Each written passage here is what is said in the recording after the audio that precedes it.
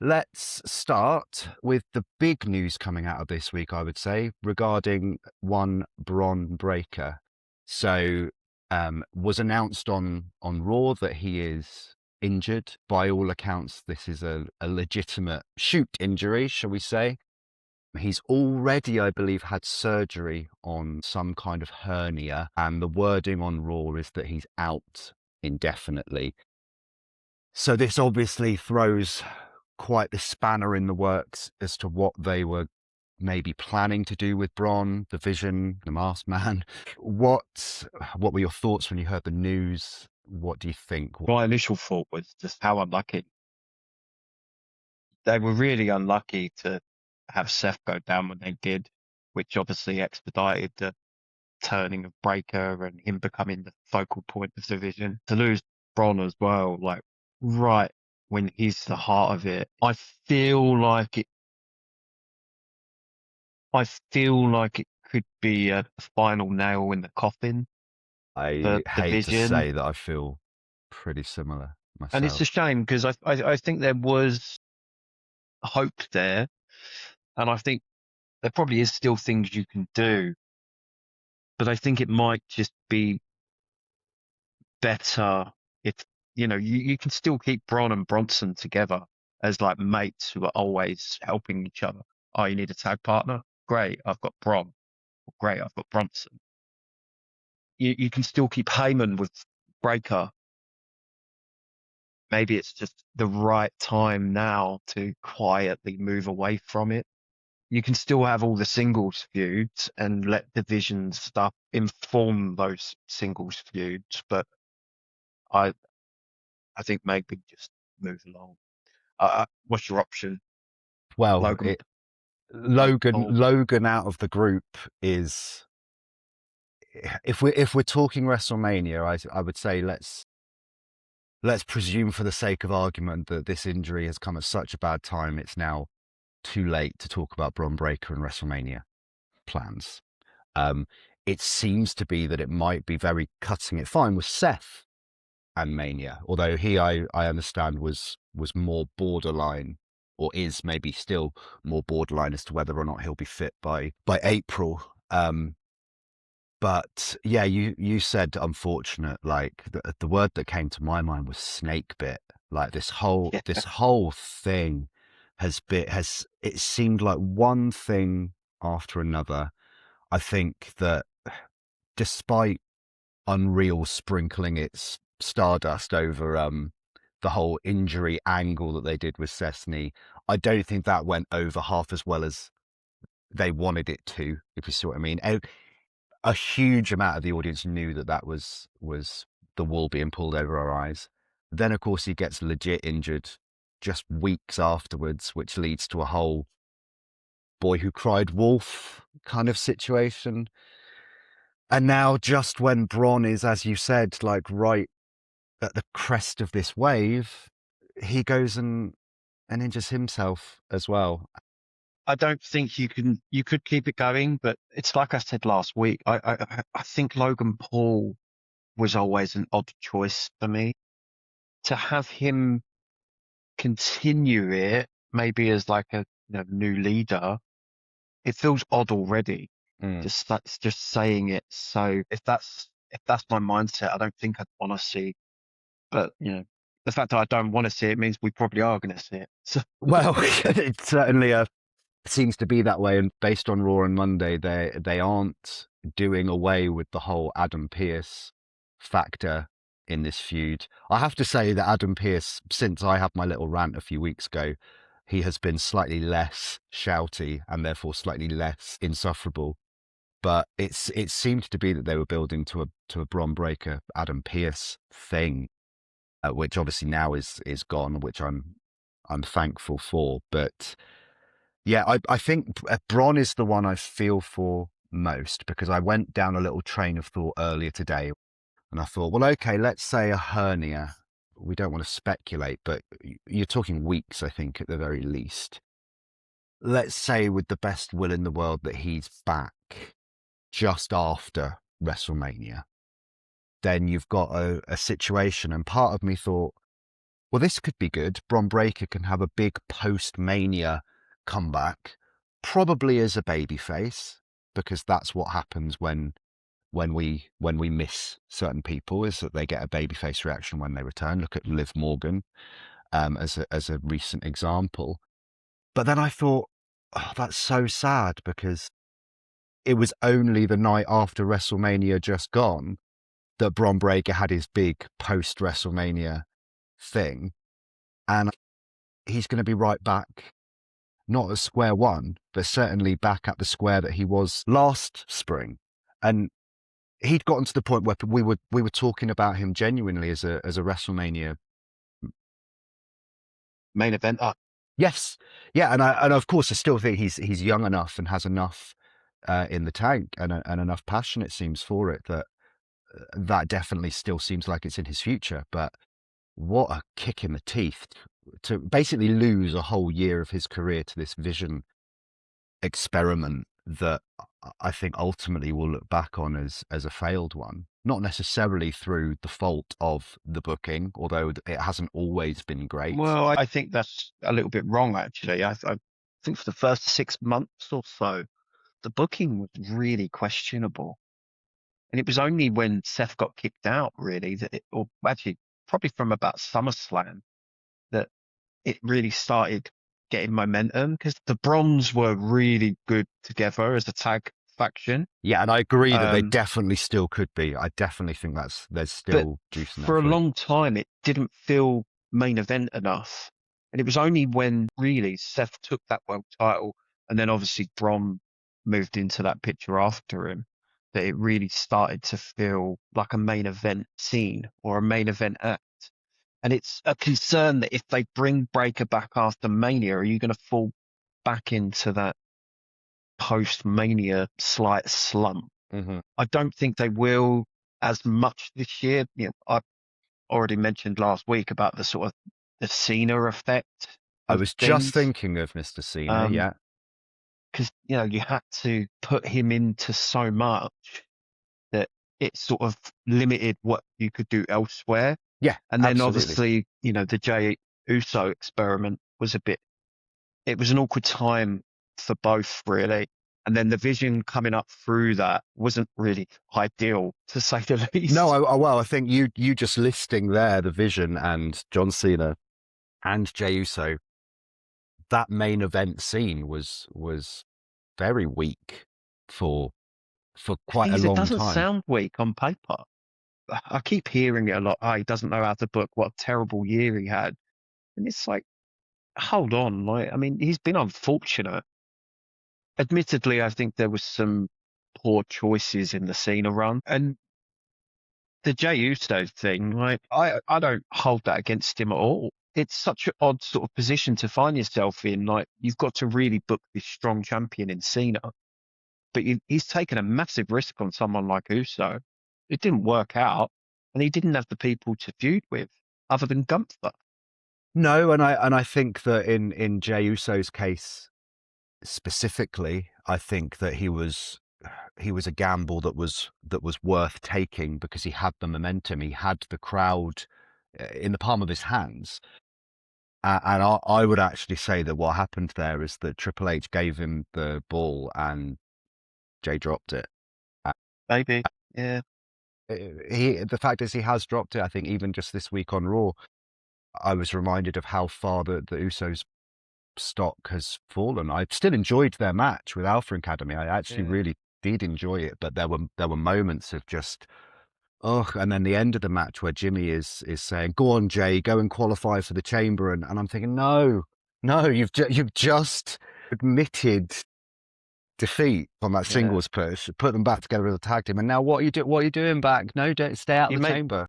You make Jimmy look like a bit of a punk as well, right? But I don't know. Hindsight's a glorious thing. In hindsight, maybe Seth Rollins should have just come out and beaten Jey Uso the Monday night after Raw, but that didn't happen.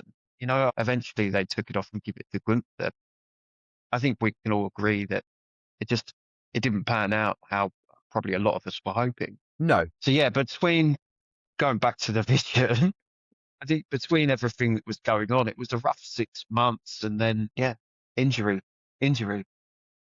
You described it as that first bit, them not feeling very main event, and then after Yeah, Seth's injury, they started to. And what I find really interesting about that is that the presentation of the vision with Seth was, this is the main event. This is the only thing we want you to talk about in the show. We're going to bookend the show with the vision and the opening seg and the main event seg. And it wasn't landing for us, and it didn't feel authentic. And then Seth goes away.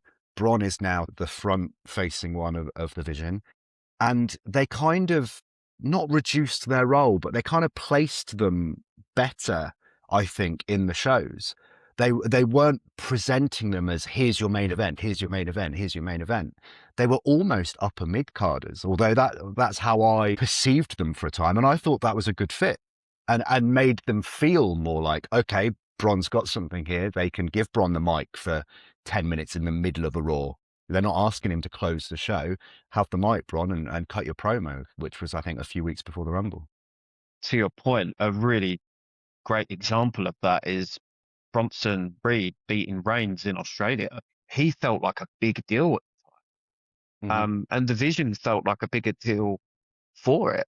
And then, obviously, I feel like Reed's stock has drifted a little bit, partly due to Logan Paul being introduced and then Austin Theory. Yeah. I don't know why. I think both Bron and Bronson are really exciting characters. And without Seth, it forced you to go, oh, they're now going to be forced to put these two young guys that we really admire and really have higher hopes for in that main event picture. And they did. They started diluting it again with, multiple members. And I always thought that post Seth, they should have just stuck with the two Brons. I can't believe they didn't strap them up. I can't believe that Bron and Bronson didn't get a tag title run when, okay, they were defended on Raw just recently, and they seem to be maybe reigniting the division with the Usos, but there were months and months and months of, was it War Raiders were champs and then New Day were champs? They were just gone, or they were in ad breaks. You've got two belts there that you can use as this test run for, okay, what do we think of Bron and Bronson as tag champs? Such a missed opportunity. And yeah, it will be interesting to see when Bron does come back, what's the direction then? And I guess that all depends on the length of time he's going to be out, which we don't know yet. I hope they just quietly move away from it. I'm happy for them to use the Vision to inform singles feuds. Like if Logan Paul come out and said, "Oh, he's injured because I did it. Yeah, I eliminated him from the Rumble, and then I injured him last week," I'd be happy with that. Yeah. Boom. That's the end of the Vision. Yeah. You could have a little Logan and Bronson feud if you like. Have a Logan and Bron feud. Sorry, too many Brons. Too many Bs. And that will be fine. If this is going to be the beginning of the end for the Vision, which I highly expect it to be, how unfortunate is Austin Theory? I was gonna say, and I'm laughing because I've never really got it with Austin Theory, but like he's maybe the biggest victim here. Like you've just done a full repackage. I don't think anyone was really taking him seriously, but we certainly weren't. No, it's just like I feel like he's been really unfortunate for, particularly since McMahon left. This felt like a new step in the right direction. And I think if it is the end, he's really going to struggle. I think he's in trouble, and it's difficult. I don't ever want to be someone who's guilty of like advocating for someone losing their job. We're heading towards release season, it seems like, always. I would not be surprised to see several names on that list who are not being used well, and if the Vision does disband quietly, as you say, then I would really think that his name might come up. But I actually think the reason I bring that up is that I do think that could be really positive for him, for his I career. I do. think he's got Yeah. a similar kind of potential in my eyes to a Drew McIntyre, who left and went away for years and reinvented himself and worked and worked and worked and worked and then came back like a different person. It's interesting you say that because I never understood. I liked Drew. Always I liked never Drew, yeah. really understood him in his first run. And I think at the time, he potentially looked too young. Whereas once he come back, he looked more grizzled and he looked more battle hardened. Mm. Maybe that's all Theory needs to do. Go away for 5 years or 6, 7 years, age a little bit. Yeah. Because let's be honest, in WWE, they like 40-plus-year-old guys. And I assume Theory's only what, like 27, 20? He certainly, yeah, but then he runs the risk of, as you say, like it didn't really click with Drew to begin with. Austin's been in that kind of vein for ages, hasn't he? And it feels like he's been a young up and comer now for years, to the point where you have to kind of say, is he still a young up and comer? The only other thing is, where does he go? Like, he's not going to go to TNA because there's too many links with WWE these days, but he could perhaps. It doesn't feel like AEW would probably. Maybe they would. I don't know. The blueprint is there with a Matt Cardona as well, isn't there? Of someone who, I think Yeah. Cardona only ever popped up on AEW and specifically a couple of times. Otherwise, he was the king of the indies. I just looked it up. Austin Theory is 28 years old, so he's been on our screens for a long time, from a very young age. So it's not over for him by any means, but he could be a casualty if the division does expand. I will just briefly touch on the masked attacker before we leave the division behind. He obviously got involved in Austin Theory's triple threat match with LA Knight and Penta, which LA Knight won to qualify for the Chamber. I'm sure we'll get on to Chamber stuff shortly, but the interesting thing I thought with the Masked Man, and the word interesting is doing quite a lot of heavy lifting there because I'm already kind of fed up with it, but the Masked Man was chased off by Austin Theory, obviously. Logan Paul came and chased him off, which I remember speaking about last week as being maybe my guess for who was under the mask. What do you think? Do you care? I think it's Bronson Reed in a corset. That is a powerful corset.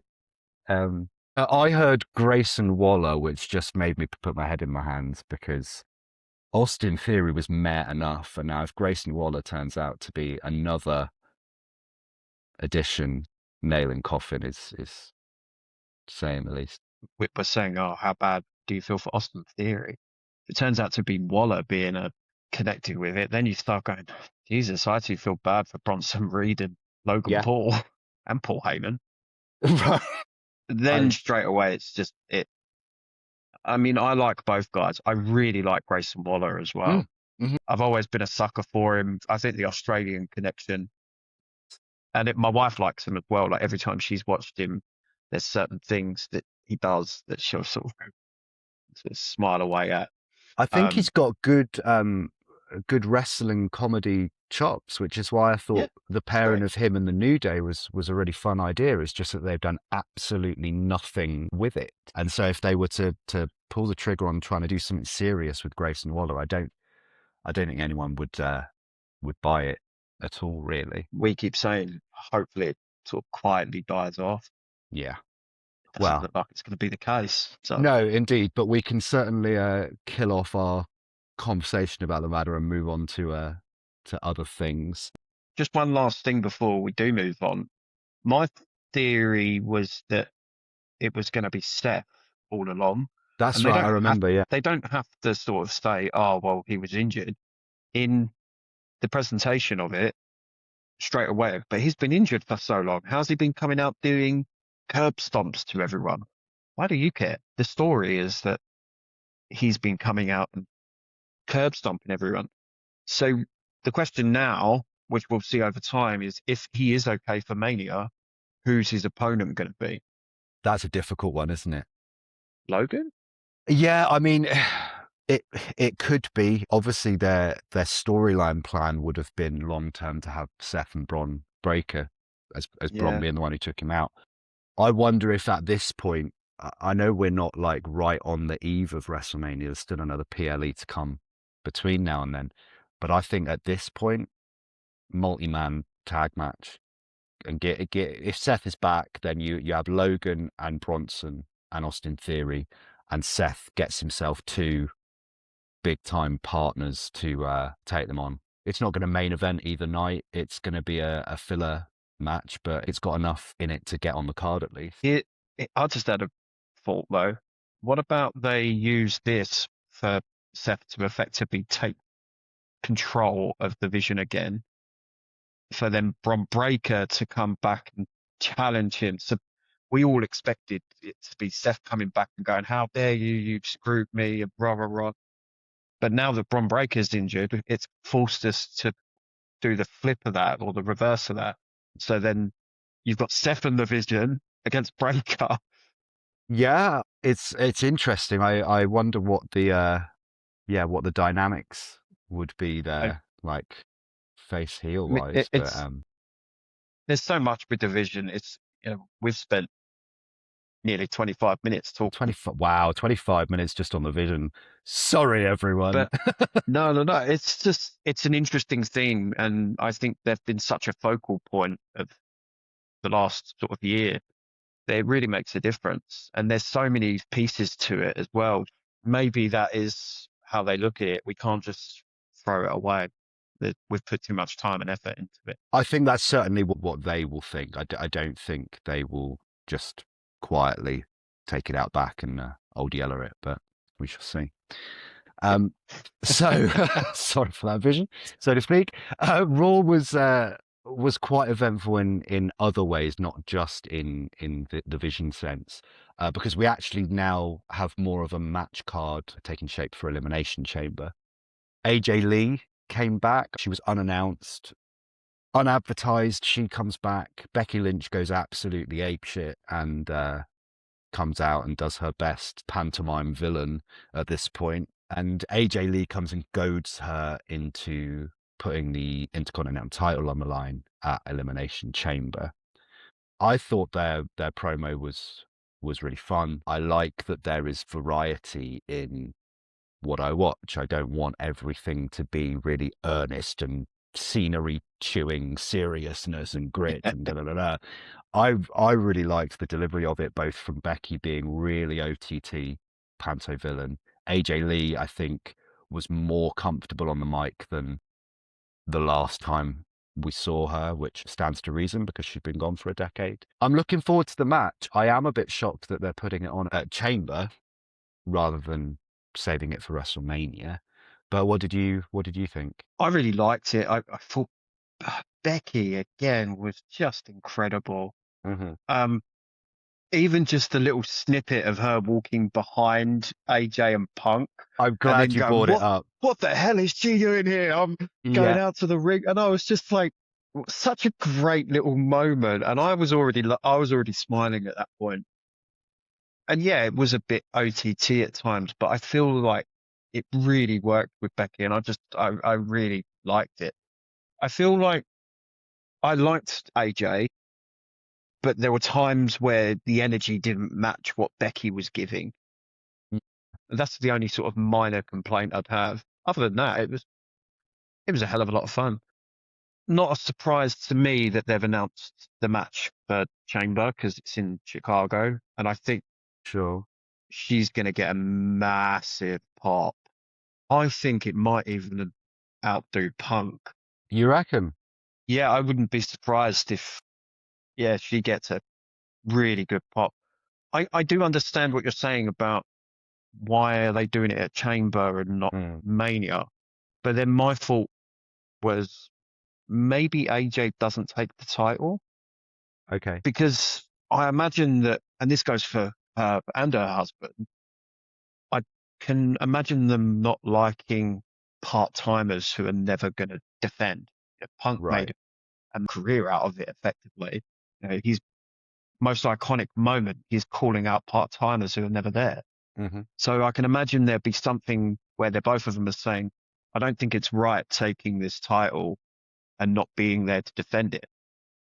That said, if it's happening at Chamber, I wouldn't be surprised if she wins and then you do the rematch so Becky can win it back at Mania. Yeah. I don't feel like AJ is going to be a long-term acquisition, for lack of a better term. No, I certainly agree in terms of this iteration of AJ Lee. I think that the pops she is getting are earnest, but they are still very much, oh, we've missed you so much. Like she was a bright spot in a very dark time for women's Yeah. wrestling. Um, Yeah. but I wonder how much that level of pop would sustain if she were to do a sustained run. I think what I find quite interesting is you watch the show with my wife, who's a very, very recent against her will wrestling fan, had no prior experience of who AJ Lee was, either as a character, the fact she was married to Punk, any of the mental health stuff that she's done. She just saw this woman come out and skip to the ring, and of course the crowd were going mental, but my wife's first words were like, wow, she looks really smug. She's got a really smug kind She was of always a great heel. but this is it, you see, and I think that's kind of where I'm going, is that I think if she were to be, as you put it, a longer term acquisition, is that I could see that being the case as a heel. I don't quite know how you get there, but her energy really lends itself to that kind of smug, aloof. Maybe then that could be like, well, I'm taking this title and yeah, I am a part-timer. Thank you very much. I wouldn't be surprised if she's just a special attraction going forward. You know, she'll pop up a few times every year, and I'm Yeah. happy with that. I think there's matches that I'd like to see her have, her and Roxanne as an example, because I feel like they could gel quite nicely. You could do something with her and Maxine eventually, just because of the obvious, and maybe Natty as well. Well, you mentioned those two, and that's my next thought really was, as I said, when they announced it for Chamber, I was kind of like, oh, okay, I had that nailed on my WrestleMania card, is that you finally do Becky AJ Lee singles. But then, of course, AJ Lee got involved in the Yeah, Maxine Natty non-match that happened, and of course Becky got involved in that, in AJ Lee's helping of that. So do you put them on WrestleMania as a fatal four-way for the maybe. IC? Because then you've got Becky's history with Maxine and AJ, you've got AJ's history with Maxine, you've got Natty in the mix as well. I don't know, with that many moving parts, how good the match would be. You could do a tag match, I suppose, like a featured tag match. Becky and Natty and AJ Yeah, and Maxine. Yeah, that might be a safer bet. it might just be something where AJ's kind of like Becky was talking in Unreal. I want to get new stars on the mat. Maybe AJ's going, okay, look, it didn't work, but let's just have another match so that she can progress and people are liking her. So I wouldn't be surprised if she's probably thinking, let's have a run with Maxine. Natty's an easy one because she knows she's probably going to get a really good match out of her, and they've got history as well. So Out of AJ Lee. yeah, her and Yeah. Natty. Mm-hmm. So yeah, I think that could be really nice. I kind of like the idea of a fatal four-way. I don't really want to see Maxine back in that picture. He's not here right now, but I can hear Sanjay from his holiday Yeah, home sitting up and going, no, get her off my screen. maybe you don't have her. Maybe you have the triple threat with AJ as a champion, and then Becky saying, I want my title back. And then Natty going, well, hold on. I've just beaten a former champion. I've beaten AJ for the women's title before. I eliminated you from the Rumble. I feel like I should get involved. And AJ's getting involved in my business. I'd probably be a bit more keen on a triple threat and then Maxine to the side. Yeah, I'd be a Yeah. lot more keen on a Seems like triple triple threat. threats are the thing this year, though. So I don't know. Certainly looking that way, isn't it? And I think every time we've had some sort of qualifying for something recently, Yeah, they've never it's all done triple threat. qualifying one-on-one. It's all triple threats or fatal four-ways. I suppose that's a nice segue into the Punk and Bálor stuff because I keep hearing things. I think it's silly, but I keep seeing things where they're like, "Oh, maybe it's going to be Punk, Roman, and Finn at Mania in a triple threat," and I'm like, Who thinks that? I don't think that's going to be the case at all. Saw a similar screenshot doing the rounds on one of these engagement bait Facebook posts, and I just thought, yeah, I don't see that at all. And I say that as someone who I've always been high on Finn Balor. I really love that they're giving him a shot, even as just a sort of transitional feud to get Punk to WrestleMania. I think they have a really, really difficult job on their hands, because to use the recent example of us being shocked that they pulled the title switch from Cody to Drew, I think we were all going into that match thinking, oh, there's maybe a 5 to 10% chance that Drew gets it. And we were, of course, delighted that he did. I think with Finn and Punk at the Chamber, there's a much smaller chance even than that. When they announced it, my mind went back to last year when they did the last minute switch to Io from Rhea. Yes. And then it ended up being a triple threat between them two and Belair. And I was thinking, oh, are they going to do that again? I don't think they will, not with Punk and Roman. 2 years in a row as well. I mean, last year we got a little taste of Punk and Roman with Seth thrown in. And I remember some of the chat around then being like, oh, why isn't this a one-on-one? Either a Roman Seth match or a Roman Punk match. I don't see them pulling the triple threat trigger with this match, at least. The promo between Punk and Bálor was excellent. Bálor was getting some really good responses as well from the crowd. And I actually think Adam Pearce did his job really well, because people were really disliking him. And then as a result, they were liking Finn more. So if they can keep sort of building on that, I think it's a good way to go. I don't know if that leads to Finn and Dom or something else. I think Finn and Dom, see, this is really tricky, because I think they have awakened something. I don't know whether it's they've awakened something in Finn, or whether they've awakened something in the crowd towards Finn, or a bit of both. I think the crowd are waiting to cheer Finn Balor. I think there is a big babyface run waiting there to be had. And if you put him against Dom, which would storyline-wise be the most sensible thing for Finn to realise, hang on a minute, I don't need the Judgment Day. The problem is Dom's so bloody popular that is Finn going to end up like as the de facto heel, because we all just love Dominic Mysterio so much? I don't think he will. I think, and it goes back to something I said a while back. I always remember one guy getting interviewed outside of a WWE event, and he turned around and said, I love Bálor because he makes me feel like a kid watching wrestling again. Yes. Just an excitement about him. He's you can't help but really enjoy him when he's on it. When he's on it, absolutely. He's locked in at the moment as well, which I've been really excited by. And it makes such a difference with the music. I think the music has made a massive difference.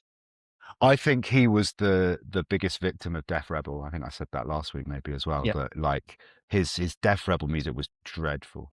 Jordan Grace is another one who I'm just seeing get no pop whatsoever at the moment because the music's crap.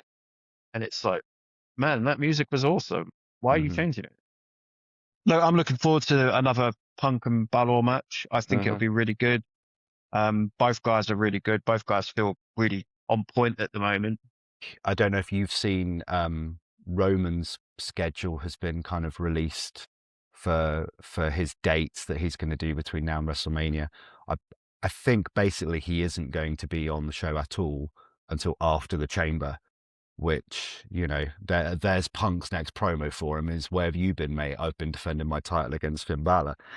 Part of me wishes they'd held off the Mania match announcement. I understand why they did it, of course, but there is this idea of like, okay, we're announcing the WrestleMania World Title match the night after the Royal Rumble, and now we're expected to buy into any kind of jeopardy with CM Punk defending his title. It's that bit I think is a shame, but I still think that, you know, what I was saying earlier is that situation sets Punk and Balor a really high bar in terms of engaging us and entertaining us. And here we are talking about how engaged we were on Monday and how entertained we were. So I think they're both absolutely smashing it. So those are the two non-chamber matches that have been announced for the PLA. We've got two participants in both the men's and the women's at the moment, that being Randy Orton and LA Knight for the men, Tiffany Stratton and Rhea Ripley for the women. I don't really want to talk about the chambers right at this moment, though, because I think what might be nicer is if we talk about the triple threat qualifiers that are coming up, which I think give the chamber much more anticipation and excitement. There's only one, though, isn't there? Only one triple threat. There's only one triple threat that anyone's interested in at the moment. I want to see what they do. I'm really enjoying it.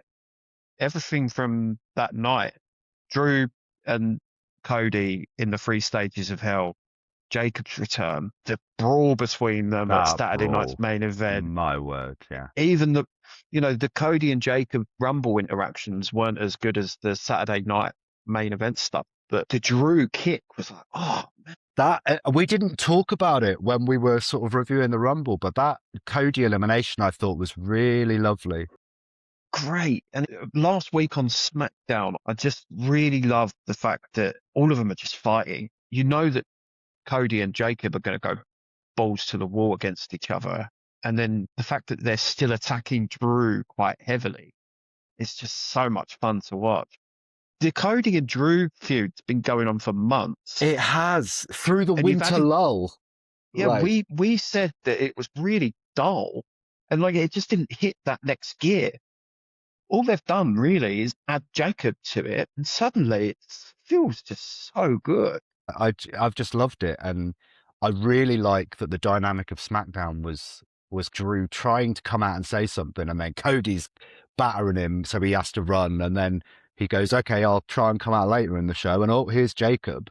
You've got all these moving parts, and I think it feels really alive and really vital.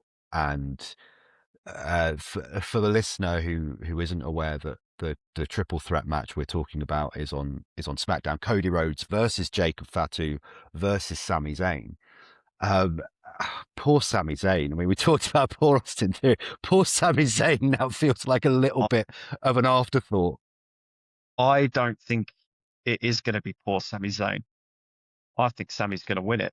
See, I was about to ask, how do they get around Cody and Jacob being in this triple threat? I think they just go balls to the wall again on each other. And I wouldn't be surprised if Sami's just sitting in the corner watching it all. And then when it finally gets to the ring, he just hits a couple of Alugava kicks and boom, pins them and just goes, you were too focused on each other that you completely forgot about me.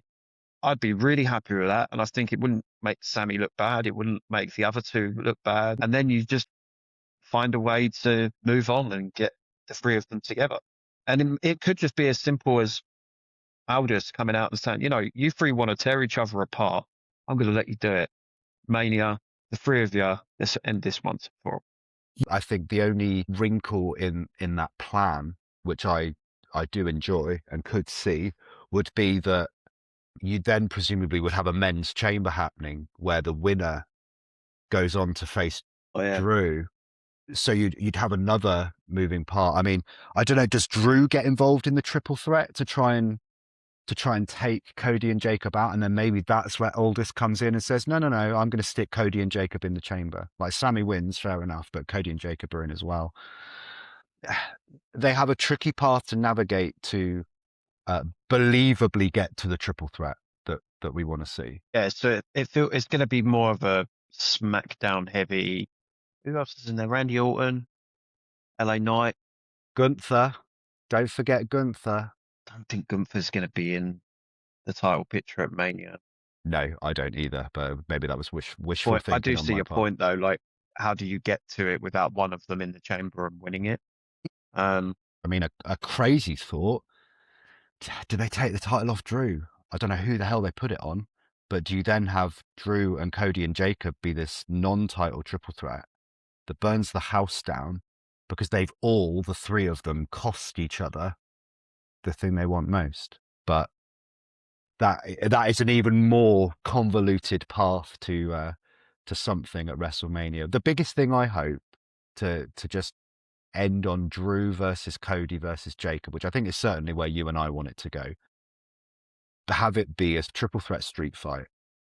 I know triple threats are always no DQ, but I really want them to emphasize this is going to be carnage. This is going to be everything that Roman Punk is not. And I think these three, Drew especially, actually, could have a real chip on their shoulder about the promo that was cut between Punk and Roman, because it wasn't necessarily a full-on burial of Drew, but it was like, oh yeah, you could take the easy option and go and get Drew, or you could come for me. The other option is, and I think it would work considering the animosity between the three of them, you could have Aldous turn around and say, I'm sick and tired of the three of you destroying everything. I'm going to put you in Hell in a Cell. Love it. Yeah. And I'd be more than happy for the three of them to go. And you know they're going to get out of the cage anyway. Yes. Yeah. My God, what would Jacob Fatu do in or on or off a cell? Like, my God. Yeah. A Hell in a Cell with those three as a main event of Mania just sounds mouth-watering. Probably more so than a street fight. A street fight, I can just sort of go, yeah. Street Fight is a bit more SmackDown main event, isn't it? Yeah, but Hell in a Cell, because our last Hell in a Cell was during Punk, and it really did a lot for making the Hell in a Cell feel important again. Yes. So to then take it effectively into a main event spot at Mania with a really hot feud, I think you're doing a lot of good for the Hell in a Cell as a match. Yes. And what a sexy match that would be if that happened. Yeah, I now will be disappointed if I don't see exactly that. We also have on SmackDown, I'm not quite sure how we're going to hype this one up as much, because we've got Alexa Bliss versus Julia versus Zelina Vega for qualifying for the Women's Chamber. That's a strange one, because initially I thought Julia would probably be the one going in based on those three. But Alexa's Alexa. If Charlotte gets in the match as well, then they'll probably have some interaction with one another. I don't know. It doesn't really interest me massively, but I'm more sort of curious as to who fills out the slots. So who's we got Rhea so far. Rhea and Tiffany. And then you'll probably have Io, Charlotte. Maybe you have Alexa. There is another women's triple threat announced for Raw, which doesn't involve any of the names you've just said. Who's in that one? It looks like we are also going to have Bayley or Asuka or Natty. Now, I would say out of the three of them that you put Asuka in the chamber. And I think this speaks to a wider problem with one of the women's titles. I know that she hasn't declared yet, and they teased something with Liv on SmackDown when she had a promo with Jade. I think it seems to me, at least, that Liv is going to go after Stephanie Vaquer. So one of your women's title matches is Liv and Stephanie, which I think has got real potential to be really great for both of them.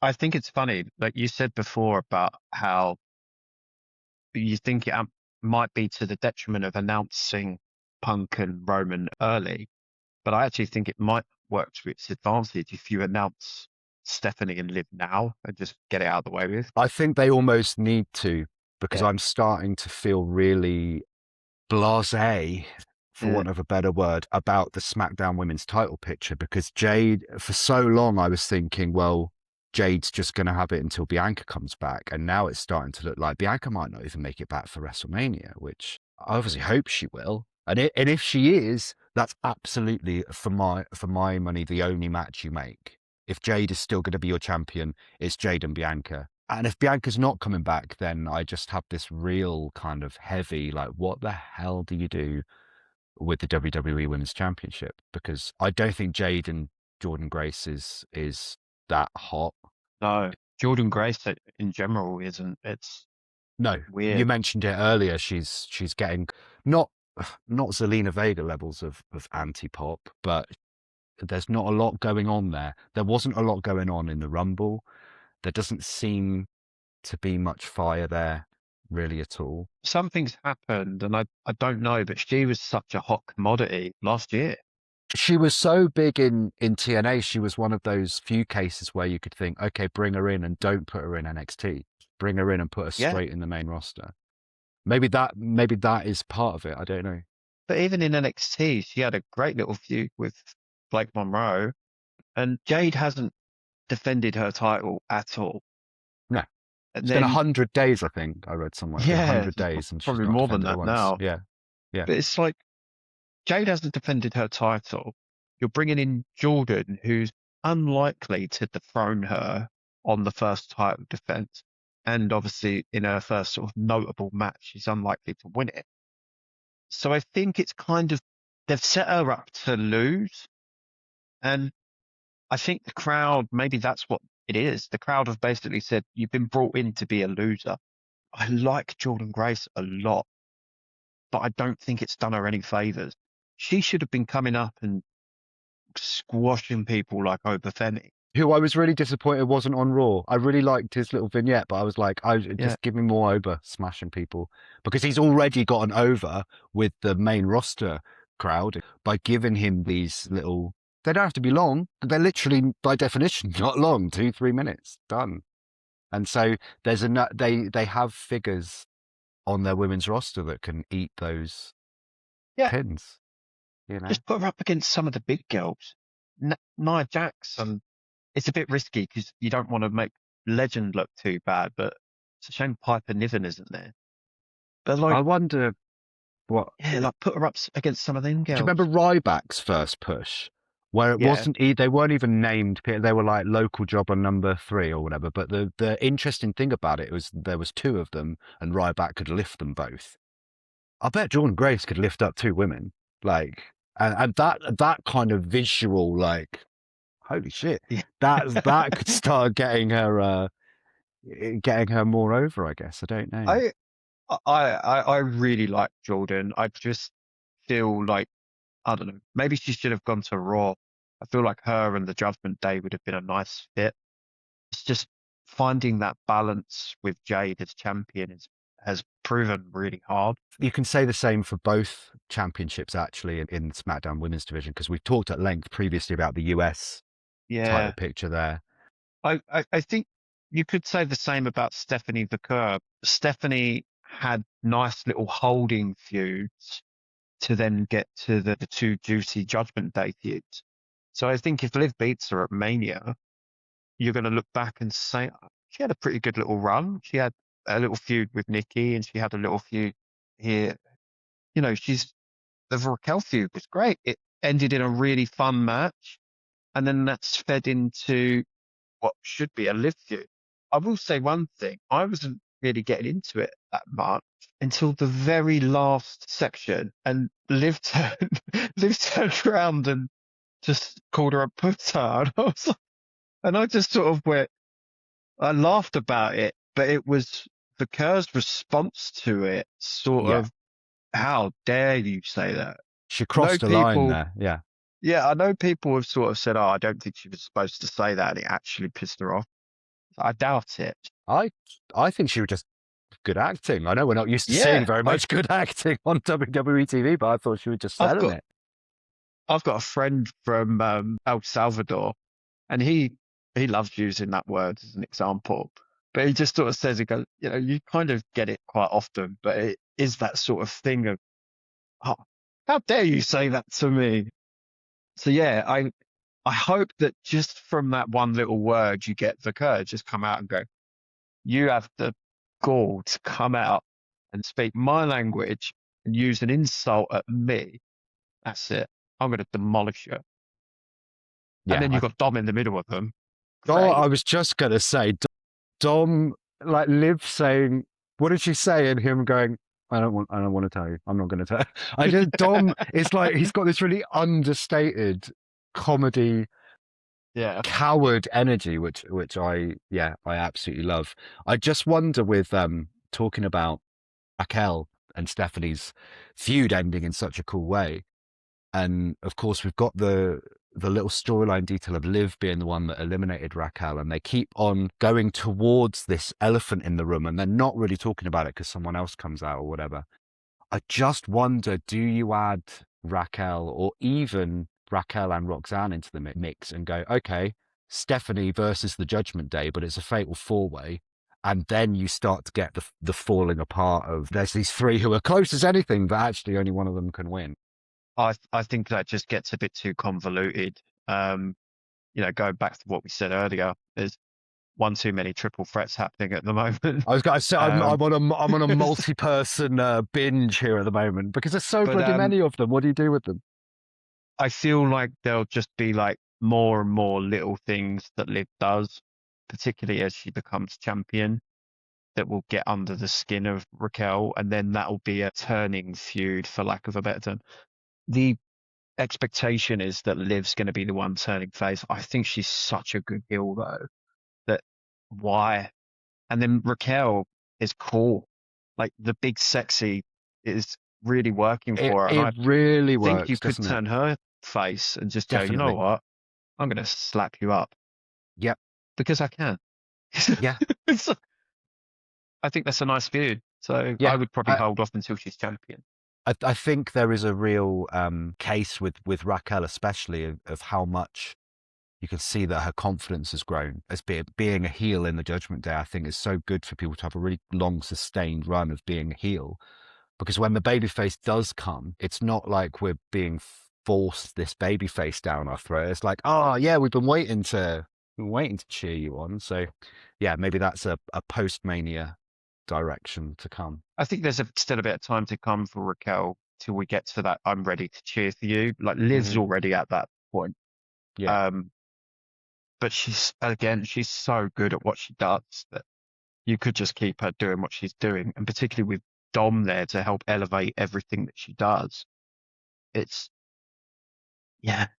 Why bother? Like keep her in the role that she's excelling at.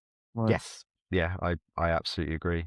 Speaking of Dom, he's the only other note I've got on my list here is that Dom is actually going to be fairly busy on Raw next week because he's in an Elimination Chamber qualifying triple threat match against Javon Evans and Gunther.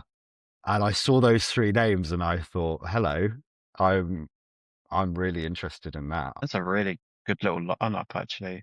The dynamic mix there, I think I can't wait for. Gunther's going to look like a beast. Mm-hmm. And I think Dominic's going to sell it. I think Dominic is going to be out of that ring and you're going to get a lot of Gunther and Javon, who's your plucky underdog. And Gunther and Javon had a great match in Cena's tournament. And so I could see a lot of Gunther and Javon and a lot of cowardly Dominic Mysterio trying to avoid getting involved. I can't call who wins, really. I mean, I think it's Gunther. I think it is Gunther, yeah. But then, is it Gunther in the chamber? Well, you can't beat Gunther in the chamber. No. And I felt this strange chill almost because he had his backstage segment, did Gunther, where he said, I should have had my WrestleMania moment should be set already because I beat Goldberg and I beat Cena and I beat AJ, but it's fine. It'll start at the chamber and then I'm coming for the WWE title. And I hadn't heard those words come out of Gunther's mouth before. And I heard him say it and went, oh, wow. Okay. Maybe we were saying earlier about how if Cody and Jacob aren't in the match, that means effectively you could be adding a fourth person to this feud. My God, are you adding Gunther? Gunther kind of works because of the history between Drew and Cody. And again, if you've got the three of them going, if Sammy qualifies because Cody and Jacob are more focused on each other, and then if Gunther wins because the three of them are all focused on each other and not this big Austrian across the ring from it, I think that would make him more of a heel because you didn't even deserve to win that. Like, you just happened to be in the ring. And Gunther would take it. He would cackle his way through it as well. Yeah, and he's I think not it above. Could work really well. But I kind of like that idea. Sorry, just to be clear, you're pitching like another Yeah, multi-person, but the multi-person you're pitching is Drew McIntyre defending his title against Gunther, Cody, and Jacob Fatu inside Hell in a Cell. I think if you're, I think I if suddenly feel like you're, we're playing no, I feel like 2K. if Gunther is added, it's not going to be in Hell in a Cell. Step too far, but bloody hell. I don't think you can beat Gunther if he's in the chamber. That's the problem. No, Um, my one wondering with Gunther is that I mean I don't feel particularly excited about this beat, but it could go somewhere really exciting. Is that Gunther's also just recently taken out Dragon Lee? Does Dragon Lee make some sort of plucky run in and cost Gunther the qualification? And then the WrestleMania match could be Gunther versus Rey. And Rey Mysterio, who seems to get injured an awful lot at the moment, is he thinking time to wrap it up? And do you add another one almost straight away to Gunther's list of here's Rey Mysterio at WrestleMania, retire him? I could picture a world where they want Javon Evans in the Elimination Chamber. Yeah, oh my God, he could jump off the top of that thing. He would be incredible in the chamber. So if you were to use Ray, he could cost Gunther, which sets up a match between them two. But also he's costing Dominic as well, which I love it. Another little deadbeat dad moment. Exactly. So I kind of like the idea of using Ray or Dragon Lee by extension to cause Gunther and Dominic not to qualify for the chamber. And then Javon in the chamber. Oh, you're talking about Javon in the chamber, like did you see his cutter on Raw? I don't know how he gets that high.